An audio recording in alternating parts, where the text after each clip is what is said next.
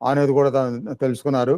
అట్లానే అనేక ప్రక్రియలు నేర్చుకొని వాటిని సంపూర్ణంగా అర్థం చేసుకొని సాధన చేసే విషయంలో డౌట్స్ లేకుండా చేసుకోగలిగారు.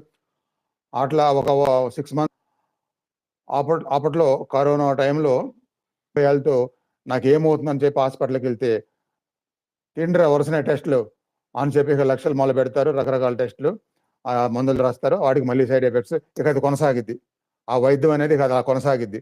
కానీ మార్పు మాత్రం రాదు. ఎందుకు రాదంటే అది మందులతో తగ్గేది కాదు, కేవలం గురువుల ద్వారా, ఆధ్యాత్మిక శక్తుల ద్వారా వీటిలోనే తగ్గే కొన్ని ఉంటాయి కాబట్టి అప్పుడు అది అలా పనిచేసింది అనమాట. ఎందుకు గొప్పగా మార్పులు వస్తాయి దీని గురించి చెప్తే కనుక ఇంకా ఎన్నో ఉంటాయి.